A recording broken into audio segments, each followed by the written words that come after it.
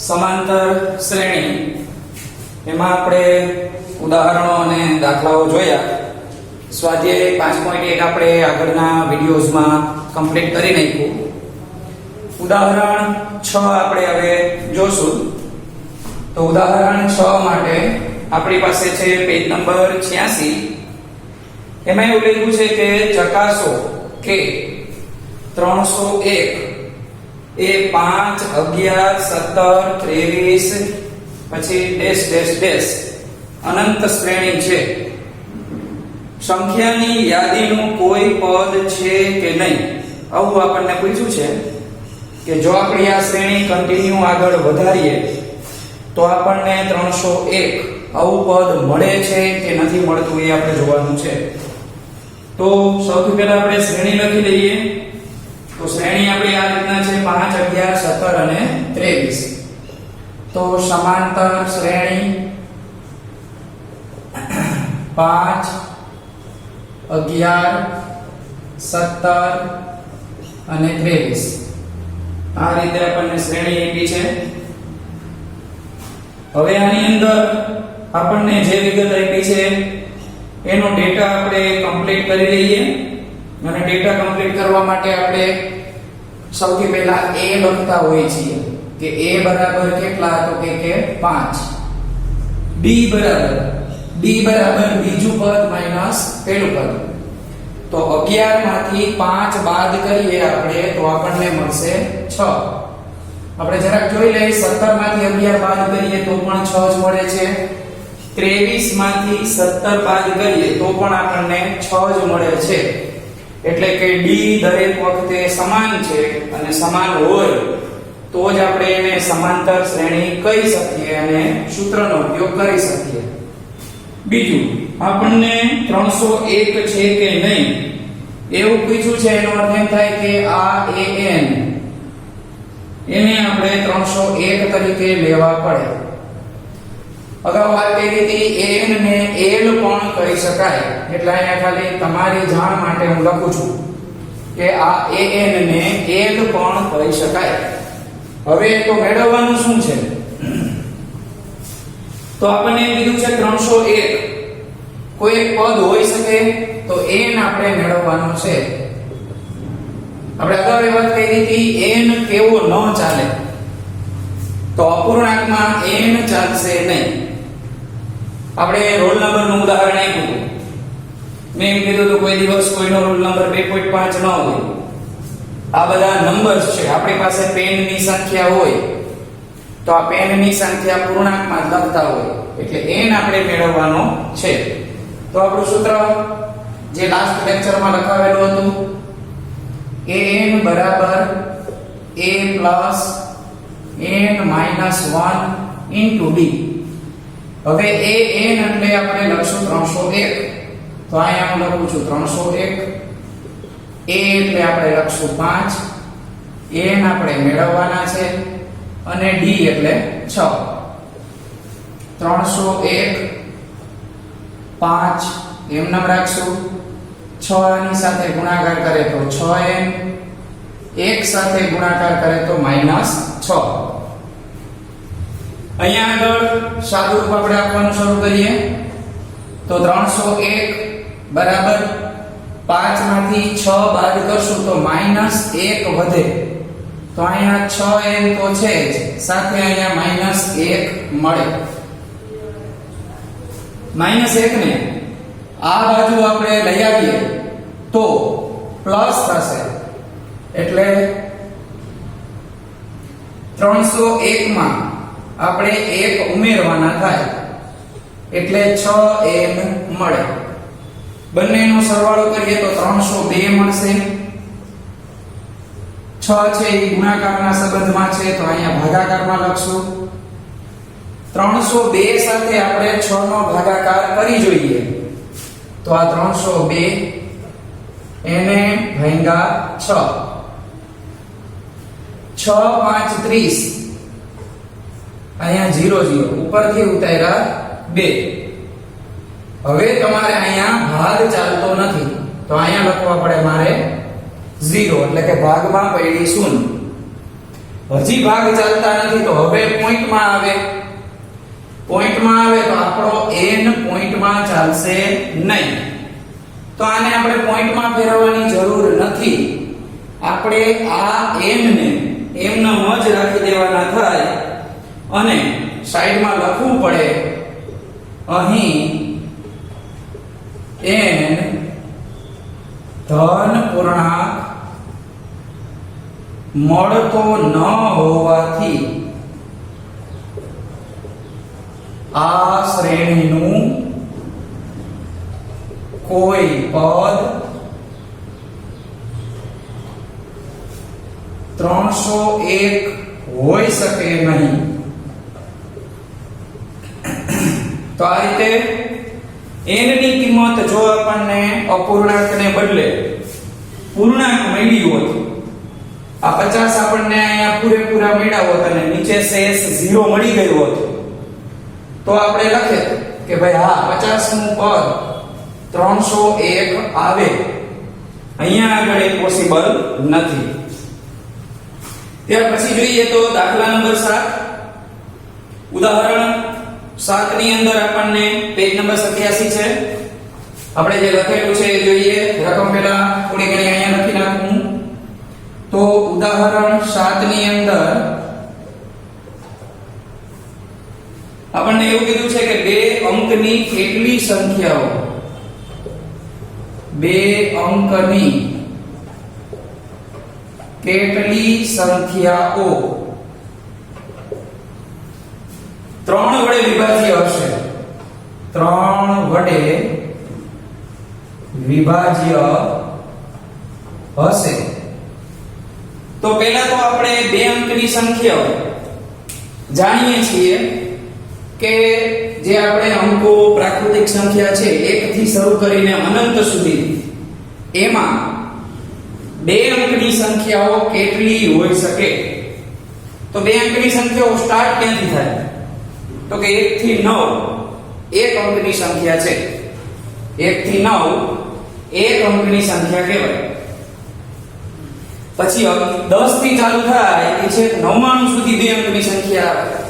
10 થી 99 અને 100 છે એ 3 અંકની સંખ્યા કહેવાય. તો આપણે એવું નહીં કરીએ કે 10 થી શરૂ કરી 99 સુધી અંકો ગણીએ તો એમાં તો બહુ જાજી વાર લાગે. એના કરતા એવું કરે કે 1 થી 100 સુધીની સંખ્યામાં 1 થી 9 અંક અને ઓલો 3 આંકડાની સંખ્યા 100 આ 10 અંકો બાદ કરી નખાય એટલે આપણને ખ્યાલ આવે કે 2 અંકની બાકી વધેલી સંખ્યા જે હોય એ થશે 90. તો કઈ રીતે કીધું ઈ સમજી લેજો ખાસ કે 2 અંકની સંખ્યાઓ છે 2 અંકની સંખ્યાઓ તો કે 9 થી શરૂ કરી અહીંયા થોડા અંકો લખી નાખીએ 9 10 11 12 શરૂ કરી 99 એ અટકવું પડે. તો 3 અંકની સંખ્યાઓમાં આપણને ખબર પડી ગઈ કે છેલ્લું પદ કેટલું આપી દીધું તો કે 99. તો આ આપણી શ્રેણી થઈ. હવે આ શ્રેણી આપણને ખબર પડી ગઈ અને જે શ્રેણી મળે છે આપણને એ આપણને ખબર પડી કે આમાં n કેટલા લેવાના થશે તો કે 90 આપણને ખબર છે. પણ આ થઈ વાત કોની માત્ર 2 અંકની સંખ્યા. આપણે કઈ સંખ્યાઓ જોઈ છે 3 વડે વિભાજ્ય હોય તેવી. એટલે આને ધ્યાનમાં લઈ દાખલો કરશું તો આપણો દાખલો ખોટો પડે. એટલા માટે આપણે સૌથી પહેલા શું કરવું પડે તો કે 2 અંકની સંખ્યાની અંદરથી અહીંયા જો એક આપણી ભૂલ છે કે 2 અંકની સંખ્યામાં આપણે 9 પણ લઈ લીધા. આ 9 આપણે કાઢવા પડે. 2 અંકની સંખ્યા 10 થી ચાલુ થાય છે. હવે તો 10 થી શરૂ કરી 99 સુધીની સંખ્યા છે એમાંથી 3 વડે કોને વિભાજ્ય થઈ શકે. તો હવે આપણે એવી રીતે લખશું કે આ 2 અંકની સંખ્યા એમાં એક શબ્દ ઉમેરી દેશું 3 વડે વિભાજ્ય. 2 અંકની 3 વડે વિભાજ્ય સંખ્યાઓ તો આ તો ઈઝીલી ગણાઈ ગયું આપણને કે 90 સંખ્યા મળે, પણ આપણે બધી નથી જોતી. ઈ 90 માંથી નહીં કોણ લેવાની આપણે, તો કે જે 3 વડે ભાગી શકાય તે. અહીંયા આપણે 9 એટલા માટે લખી નાખ્યા હતા ભૂલથી કે 3 3 9 થાય, એટલે 9 આપણે બાય મિસ્ટેક લખ્યા હતા, પણ આપણને ખ્યાલ આવી ગયો કે ભાઈ બે અંકની જ લેવાની છે, તો 9 લઈ શકાય નહીં, એટલે આપણે કાઢી નાખ્યા. હવે 3 વડે વિભાજ્ય સંખ્યા, તો 10 ને 3 એ ભાગી શકાય.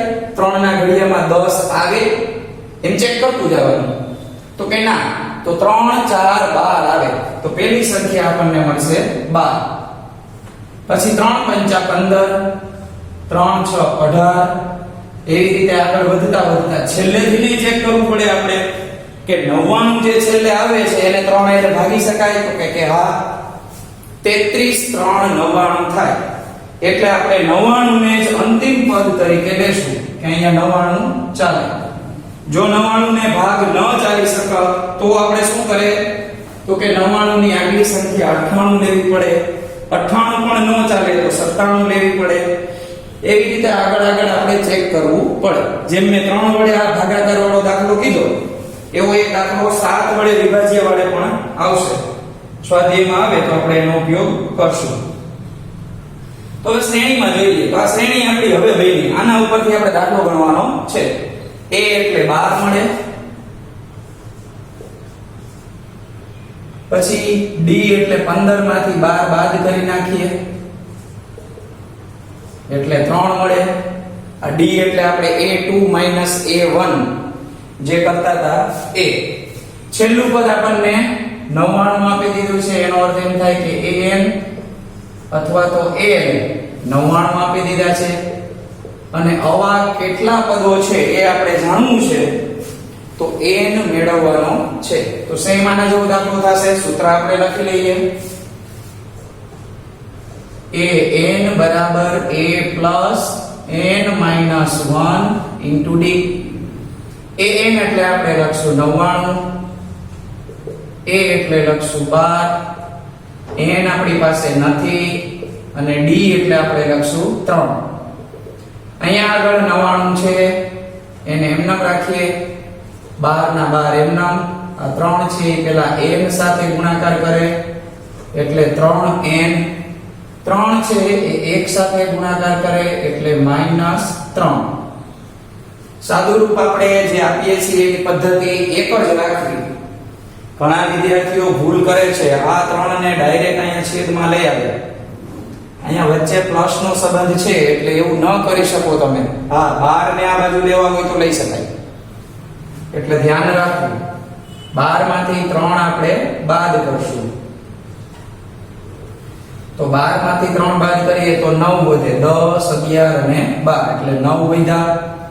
અહીંયા 3n એમનામ આપણે પાસે છે, 9 ને આ બાજુ લઈ જાય એટલે માઈનસ થશે, પ્લસ હતા એટલે અહીંયા 3n વધે છે. 99 માંથી 9 બાદ કરીએ તો 90 વધે. આ 3 આની સાથે ગુણાકારમાં છે, આ સાઈડ આવે તો ભાગાકારમાં જાય. 30 તેરી 90 મળે, એટલે n બરાબર આપણને 30 મળે. તો આનો અર્થ એમ થયો કે 3 વડે વિભાજ્ય હોય એવી બે અંકોની સંખ્યા આપણને 30 મળે. તો છેલ્લે લખવું પડે. આમ ઉદાહરણમાં પણ લખેલું છે, બે અંકોની 3 વડે વિભાજ્ય હોય તેવી 30 સંખ્યાઓ મળે. હવે જો આમાં તમારે વધારે પ્રેક્ટિસ કરવી હોય, જાતે થોડું નવું શીખવું હોય, તો આ દાખલાની અંદર રકમમાં તમારે એક ફેરફાર કરી લેવાય. 3 વડે વિભાજ્ય મેં લખ્યા છે, એના બદલે તમે 5 વડે વિભાજ્ય લખી શકો. 5 વડે વિભાજ્ય લ્યો તો શ્રેણી કઈ બને, તો કે તમારે 5 × 10 15 20 એવી રીતે ચાલે, પણ છેલ્લું પદ 99 નું આવે. 99 ને 5 આરે ભાગી શકાય નહીં, પણ 95 આવે. 19 5 95. એટલા માટે તમારે થોડોક એમાં ફેરફાર કરવો પડે. પણ પ્રેક્ટિસ આપણે વધારાની જેમ કરશું એમ તમારું મગજ વધારે ચાલશે, એટલે હું કહું છું કે 5 વડે વિભાજ્ય 7 વડે વિભાજ્ય એવા બે દાખલા જાતે તમારે આની અંદર કરવાના છે. એક ઉદાહરણ આપણે 8મું હજી શીખી લઈએ, પછી આપણે સ્વાધ્યાય 5.2 કરીએ. તો ઉદાહરણ 8 ની અંદર પેજ નંબર 87 ઉપર આપેલું છે આપણને. જો દાખલાઓ જે આપણી પાસે છે એના જવાબો છે એની અંદર રીત ટેક્સ્ટ બુક ની અને મારી જે અનુકૂળ આવે એ તમે કરી શકો છો. મારી રીત તમને એમ લાગતું હોય કે આ રીત આપણને થોડીક અલગ લાગી, સહેલી જે પડતી હોય એ રીત કરી શકાય, બોર્ડમાં બધી રીત માન્ય છે, તો તમારે અહીંયા થોડોક ફેરફાર જોવા મળશે. ટેક્સ્ટ બુક કરતા દાખલાની અંદર એવું લાગે કે આ સ્ટેપ આમાં નથી આવ્યું, સરે કર્યું છે, તો તમારે અનુકૂળતા મુજબ સેટ કરી લેવું. તો શ્રેણી આપી છે આપણને સમાંતર શ્રેણી 10 7 4 ડેશ ડેશ -62 માં છેલ્લેથી 11મું પદ શોધો. છેલ્લેથી 11મું પદ શોધો. તો જો અત્યાર સુધી આપણે જેટલા ઉદાહરણ લીધા એમાં અમુકમાં આપણે શરૂઆતથી 10મું પદ મેળવો, 15મું પદ મેળવો એવું શીખ્યા. પછી આમાં શ્રેણીમાં કુલ કેટલા પદ છે એવું પણ જાણ્યું. અમુક દાખલો આજે શરૂઆતમાં એવો પણ કર્યો આપણે કે આટલામું પદ શક્ય છે, તો અપૂર્ણાંક આવે તો આપણે ના પાડી દઈએ કે ના આવું નહીં થાય. તો અહીંયા આગળ આપણે શ્રેણીને છેલ્લેથી ને 11મું પદ જોઈએ છે. એના માટે શું કરવું એ આપણે સમજી લઈએ. સૌથી પહેલા તો આપણે રેગ્યુલર મૌખિક ગણતરી મુજબ એવું જોઈ લઈએ કે આમાં a કેટલો છે, d કેટલો છે. તો સૌથી પહેલા તમારી શ્રેણીમાં છેલ્લે -62 આપ્યું છે અને આગળ 10 આપ્યા છે. તો આપણને એટલી ખબર પડી ગઈ કે a બરાબર કેટલા થાય 10. તો આ જ શ્રેણીને ધ્યાનમાં રાખી પહેલા લખીએ કે અહીં a બરાબર થશે 10. d એટલે તો કે 7 માંથી 10 બાદ કરવા પડે. તો બાદબાકી તો રેગ્યુલર જ હોય પણ નિશાની માઈનસ ની મૂકવી પડે. તો -3 આપણને d મળે. બીજું તો કે an એટલે કે છેલ્લું પદ કયું મળે તો કે -62. આવું આપણને મળે છે.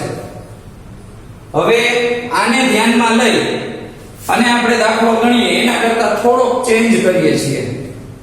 તો શું ચેન્જ કરીએ આપણે જોજો. તો આપણે એક લીટી લખી નાખીએ કે શ્રેણીને ઉલટાવતા. હવે આપણે આગળથી પદ મેળવતા શીખ્યા છીએ કે આગળથી 10મું પદ કેટલામું, 20મું પદ કેટલામું. છેલ્લેથી આપણે નવી પદ્ધતિ ન કાંઈ શીખવી હોય કે આપણે ભૂલ થાય એવું ન કરવું હોય તો શ્રેણીને આપણે ઊંધી કરી નાખીએ. ઊંધી કરી નાખીએ એટલે આ પદ આગળ આવી જશે, પેલું પદ છે એ છેલ્લે વહી જશે.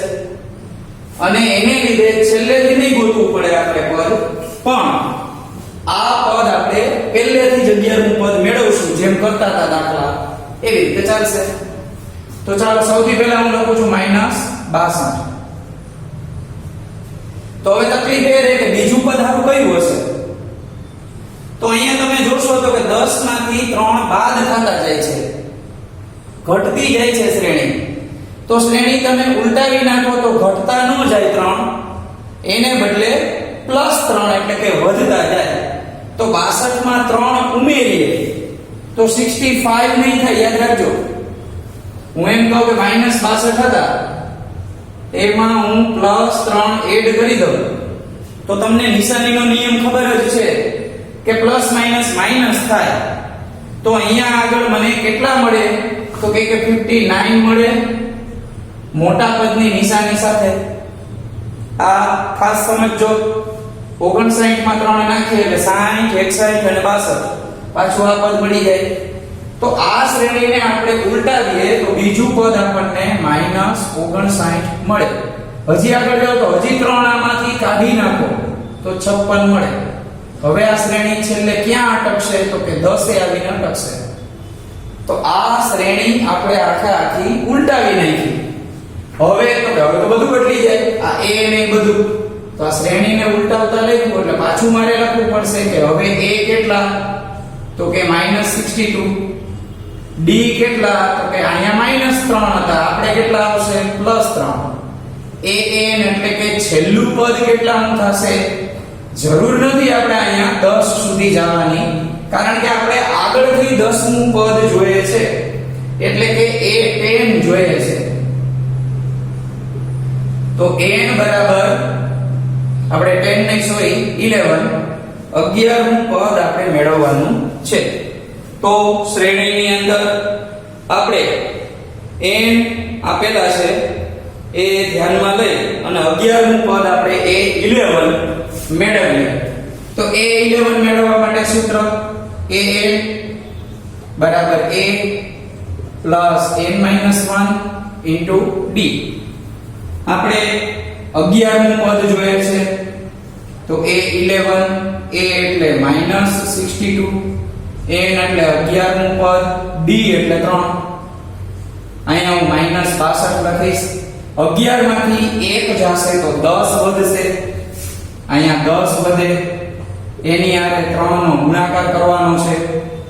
તો -62 અને +30 પ્લસ માઈનસ માઈનસ થાય એટલે -32 વધે. એનો અર્થ એમ થાય કે આ શ્રેણીનું છેલ્લેથી પદ 11મું 32 થાય. આપણે ઉલટાવી નાખી છે શ્રેણી એટલે આગળથી -32 થાય. આપણે જવાબ ચેક કરી લઈએ તો -32 આપણને આપેલા છે. તો આ રીતે આપણે દાખલો કરી શકીએ અને છેલ્લેથી પદ આપ્યું હોય ત્યારે તમે એને ઉલટાવી શકો શ્રેણીને.